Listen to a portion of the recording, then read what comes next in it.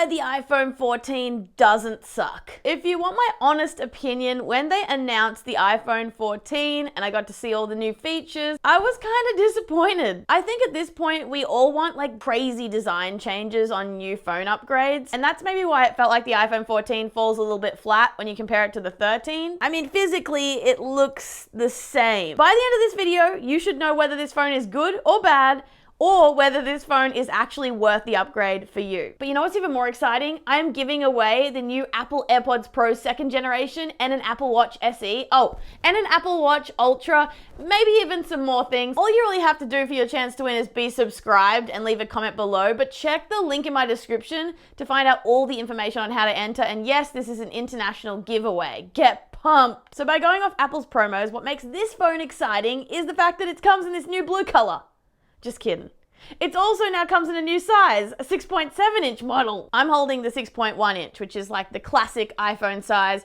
I feel like that works for me, but if you want a bigger screen, you now have the option for a little bit more money. And I think that's kind of cool. They're also saying the battery life is the best ever on iPhone. It should give you all day battery life, and for me, that has been the case so far. Updated selfies, baby. So Apple's updated the selfie camera. It's now got this autofocus thing, so if you got a couple of people in the shot, it's gonna be able to focus on everyone's faces and get it nice and crispy. I like that. Next, the resolution has improved for cinematic mode. You can now record 4K video in cinematic mode. Now that's the cool feature that creates a blurry background behind your subject, which I just want to remind you was only available from last year's iPhone 13. That's the first time Apple launched this feature. So no other iPhones besides the 13th and 14th generation have that. And that's a pretty cool feature. I love that feature. In the camera, there's also a new action mode, which allows you to record incredibly stable video. The iPhone 13 does not have this. The video quality was pretty stable on the 13 and the 13 Pro, but on the 14 and the 14 Pro, it's seriously improved. It's a lot more like you're using a gimbal with your iPhone, and if your hands are like shaking around while you're trying to film something like in a plane or a car or whatever, it's really impressively smooth. And guess what no one's talking about?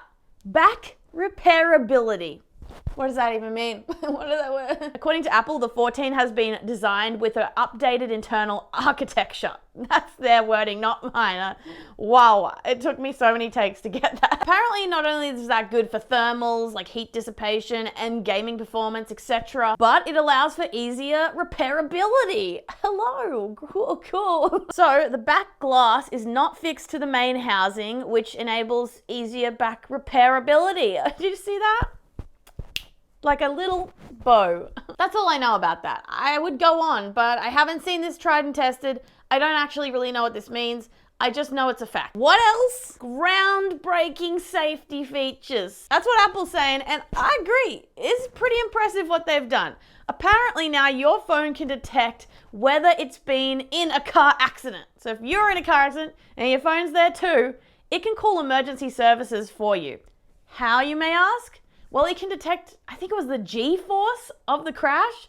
Apparently, like the G-force of a roller coaster is like only 6 Gs, and a crash is like 256 or something ridiculous. There's a huge disparity of how the phone is able to detect different pressures of like an airbag hitting you and a crash in a split second that makes it have this ability where it's not just gonna go off if you like drop your phone or something, or yeah, go on a roller coaster.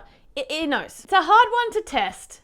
And Apple keeps saying, we hope you don't have to test this, and I agree. I really hope not. I feel like over the coming year or two, we are gonna find out more, unfortunately. Stay safe, everyone. Also, there's a new emergency SOS feature via satellite, which I am very jealous of, Apple. I'm very jealous. You know why? Because it's only available in the US and Canada from November 2022. Anyway, it's cool. Australians may get it someday. It kind of freaks me out, satellite technology, actually. Like, how many are up there? What are they all doing? That's for another day. This technology is mind-blowing, though, by the way. You usually need one of those big walkie-talkie looking things with a fat, thick antenna. I was very impressed with how Apple explained the satellite technology and how they fit it into this little phone. I do not know, but it was very good. Well done, Apple. Okay, here's one that no one's talking about. I guarantee no one is talking about this. This is a tough phone. Apple won't love that I'm saying this, but before I got the iPhone 13, I was cracking my screen all the time. I was cracking the back, I was cracking the front. I was cracking jokes. Stop me, please. Look, I dropped my phone more than the average person, so that's on me.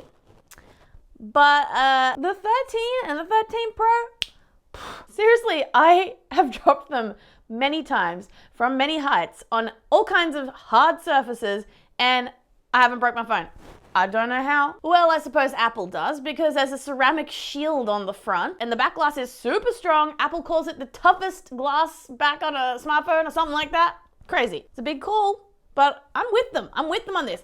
And it's on this phone. They took a little time getting it beautifully, perfectly right. But the 13 and now 14 models are my favorite iPhones of all time just for that reason. Like, that puts them right to the top. If you're clumsy like me, so good. Also, honorable mention to the phone being water and dust resistant. And you can even spill like a tea or coffee or soda, or we call it soft drink in Australia. We call it fizzy drink, soft drink. Yeah, and the phone will survive. That's good. And also, honorable mention goes to MagSafe compatibility with the iPhone 14, because this sucker only became available from 2020 on the iPhone 12. And I love this feature.